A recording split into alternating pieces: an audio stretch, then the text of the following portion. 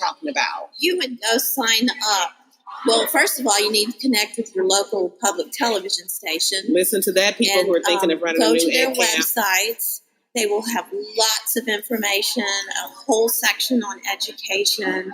All PBS stations focus on education, and you will be able to see all the resources available.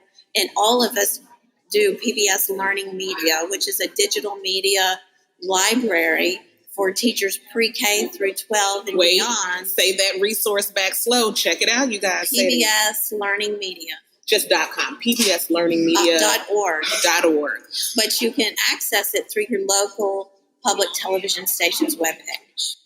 Hey, Firestarters. Welcome back to the show. It has been such a joy taking you all through my travels, right? I didn't even realize how much of this journey that I've documented, but I've met so many cool people that I'm excited that you tune in every week to hear from them and to grow your own personal learning network, because I promise you the educators that I've interviewed over my travels and over the past couple of years are absolutely people that you want to get to know.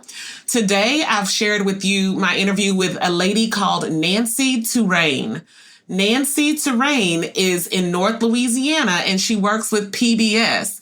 Nancy helped to put on an ed camp for early childhood educators back when that was barely a blip on the radar. So for those of you who are ECE teachers or who are administrators and having development issues, thinking, how can I better develop my teachers who are in those early childhood programs? This podcast today is absolutely for you. Nancy shares the resources that are being used in North Louisiana. She shares resources that PBS Learning Media has. She talks about development opportunities for early childhood educators. And this includes this program. I don't know if you knew they had this. PBS has this digital innovator program, and they also have I'm looking at it now, it's called an early learning champion program. These are essentially free professional development opportunities for those of you who are working in the ECE classroom and for those of you who are maybe pre-K through 12 and looking to grow yourself, because like I was, you're maybe in a place where you're not getting access to the kinds of development experiences that you need to thrive or that will help you to feel like you're bringing your best self to the table every day.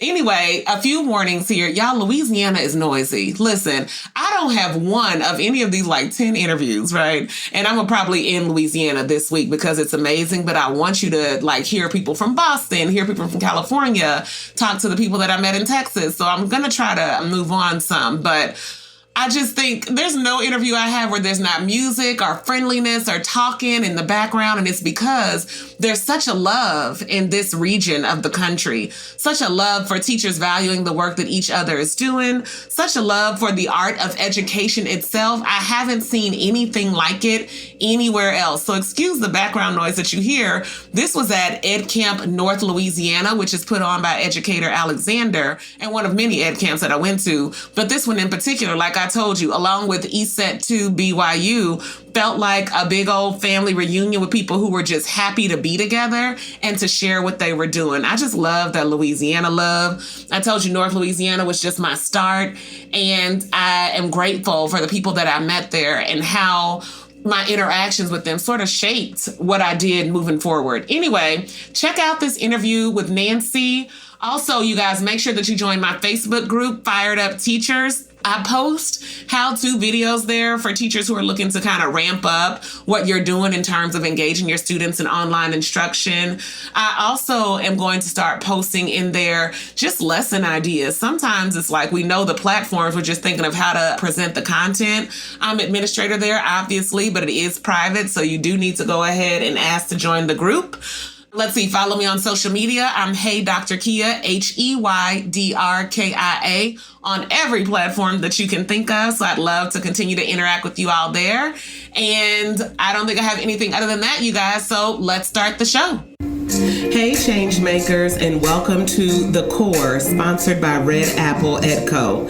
This is your everything education podcast. We talk about current events, books to read. We interview education leaders, hear their stories, learn from their biggest lessons, and they share what they wish you knew about what it means to be in education today. I'm your host, Dr. Kia Turner. Buckle up for small seeds of inspiration that can lead to big changes in your classroom practice. Let's take a bite out of today's guest. Hey everybody, it's Dr. Kia here again at EdCampNLa in partnership with Louisiana Public Broadcasting.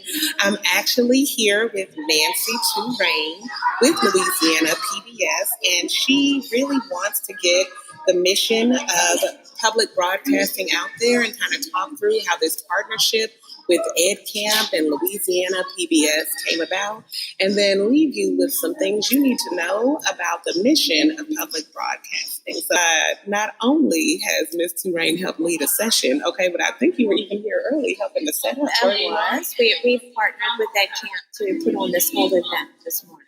Wow. And so tell us a little bit about how this partnership with Louisiana PBS and EdCamp. This one's run by educator Alexander. I already told you that she's phenomenal. So if you don't know her, get to know her. She's on Twitter at Educator Alex. Okay. So tell us how this came about. Well, actually, Desiree is our PBS digital innovator from Louisiana.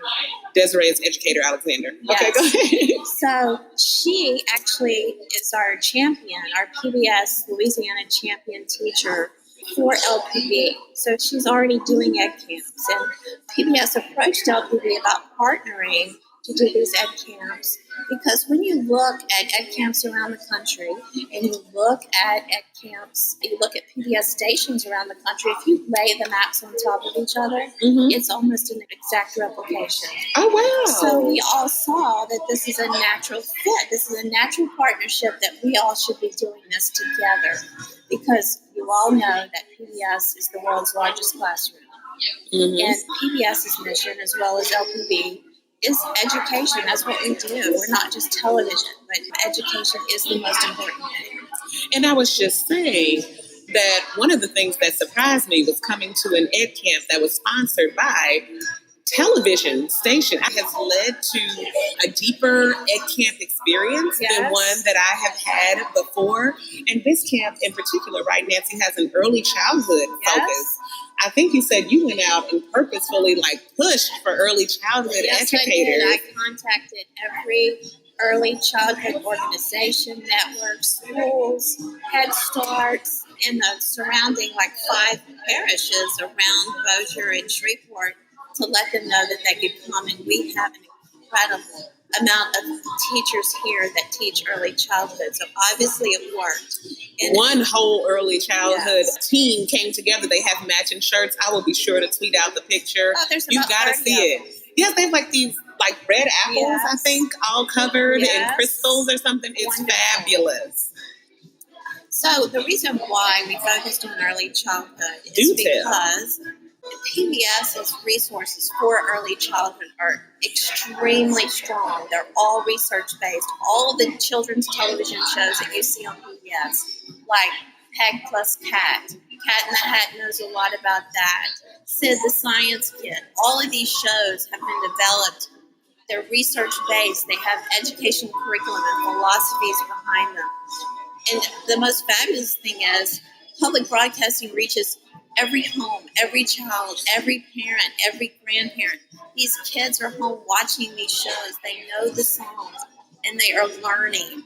So it's not just sitting in front of a television. They're actually learning skills. They're learning vocabulary. They're learning how to count. They're learning about diversity. They're learning about social and emotional skills. So it's actually helping parents help their children to learn and get ready for school. So our focus is getting children ready for school. And that's why we asked all of these early childhood educators here. So if someone watching us is in an early childhood classroom, not in Louisiana, unfortunately, all right, you all know I'm from Missouri, and just happen to be excited to come and get the chance to come here, But if I'm in an early childhood classroom and I'm in Missouri, where do I get those research-based resources that you're talking about? You would go sign up. Well, first of all, you need to connect with your local public television station. Listen to that, people who are thinking of running a new go to their ed camp. websites. They will have lots of information, a whole section on education. All PBS stations focus on education, and you will be able to see all the resources available. And all of us do PBS Learning Media, which is a digital media library for teachers pre-K through 12 and beyond. Say that resource back slow. Check it out, you guys. PBS Learning Media. Just .com. PBSLearningMedia.org. But you can access it through your local public television station's webpage. So, okay. Yes, because sometimes local public television stations have their own content specific to that area, that community. So really your local public television station gives you that community feel, the community resources, as well as nationwide. So that's really important. Is amazing, and I really appreciate you taking the time to sit down and share with us. Can you tell us, just as our closing question, what is one thing that you want people to know about how the mission of PBS drives sort of the partnership and community work that you're doing? Well, like something we might not have figured. And I think you said earlier, people think it's just a television station, but really there's a lot of science and education and intentionality that goes into the programming that you're rolling out. Right. Well, all local public television stations, the communities that we live in are so important. And we're able to tell those stories. And so it's not a national thing. We're local. We can tell local stories. We can provide local resources that we're doing things like EdCamp out in the community. But our main mission, and throughout public television all over the country, is learn. Whether you're 100 years old or you're 2 years old. But, PBS is all about telling our stories and sharing, sharing with our communities, empowering people to do better. So we're empowering these teachers to share what they already know. They're the experts. They're the ones already in the classrooms. No one knows better than all of these teachers who are in the classroom.